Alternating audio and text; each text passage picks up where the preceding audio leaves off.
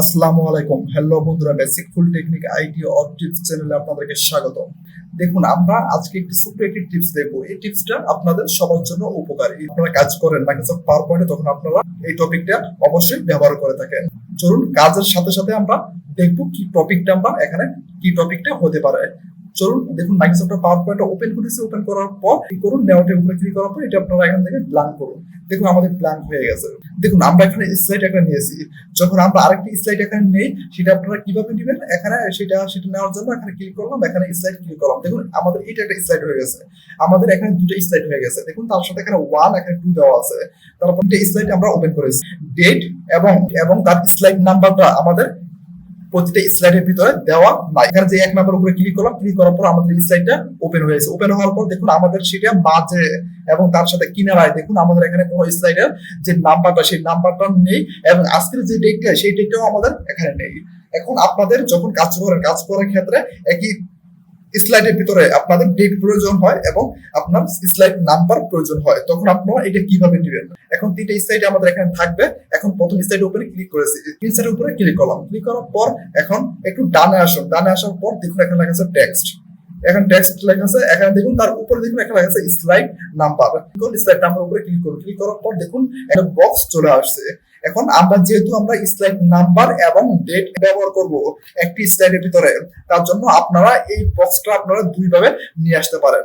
একটা, আমরা slide number উপরে ক্লিক করলে আমাদের ডায়লগ বক্সটা চলে আসবে। এটা এখান থেকে ক্লোজ করব। ক্লোজ করার পর এখন এখানে তার সাথে দেখুন লেখা আছে ডেট এন্ড টাইম। তার উপরে গিয়ে ক্লিক করুন। ক্লিক করার পর ঠিক একইভাবে আমাদের সেই বক্সটা আমাদের এখানে চলে আসছে। আপনারা এই দুইটা উপরে ক্লিক করে আপনারা এখানে আসতে পারেন।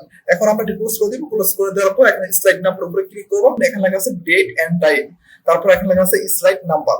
আমরা যেহেতু ডেট এন্ড টাইম এবং স্লাইড নাম্বার ব্যবহার করব, তার জন্য দেখুন তার সাথে ডেট এন্ড টাইমের সাথে একটা বক্স দেওয়া আছে। সেই বক্সটার উপরে ক্লিক করুন। ক্লিক করার পর আপনাদের এখানে একটা টিক মার্ক চলে আসবে। তার একটু নিচে দেখুন লেখা আছে স্লাইড নাম্বার।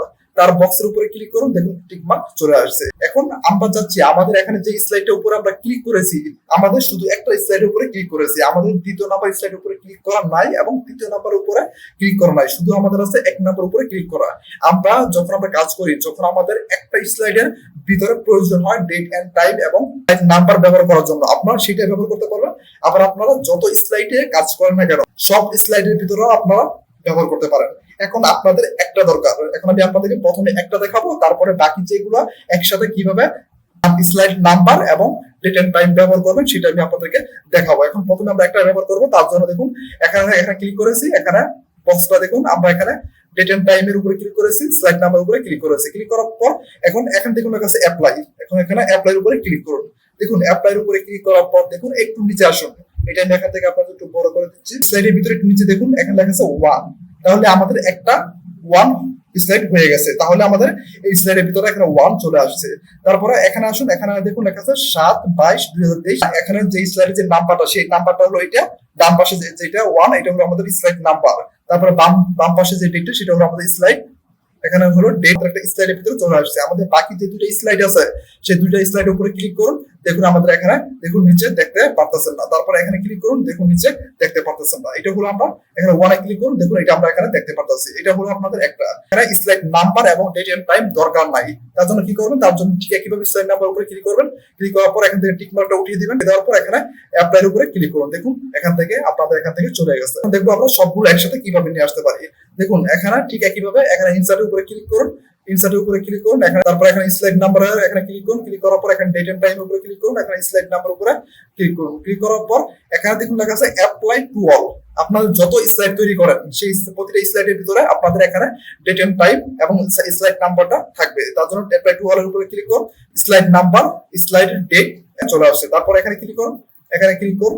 তারপর এখানে 2 নাম্বারটা ক্লিক করুন। দেখুন এখানে ডেট এবং স্লাইড নাম্বার 2 চলে আসছে। তারপর এখানে ক্লিক করুন। দেখুন এখানে ডেট স্লাইড নাম্বার 3 চলে আসছে। এখন আপনাদের আরেকটি স্লাইড ওপেন করা দরকার। এখানে মাউস রাইট বাটন ক্লিক করুন, স্লাইড ওপেন করুন।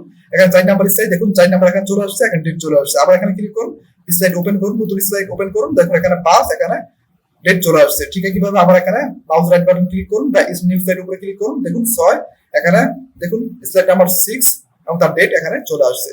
আপনারা এইভাবে আপনারা সহজে আপনারা এখানে স্লাইড নাম্বার এবং ডেট এখানে ব্যবহার করতে পারেন। ভিডিওটি যদি ভালো লাগে অবশ্যই আমাদের চ্যানেলটি সাবস্ক্রাইব করে পাশে থাকা বেল আইকনটি বাজিয়ে দিবেন পরবর্তী ভিডিওটি পাওয়ার জন্য। আবার দেখা হবে পরবর্তী ভিডিওতে। ভালো থাকবেন, সুস্থ থাকবেন, সবাইকে ধন্যবাদ।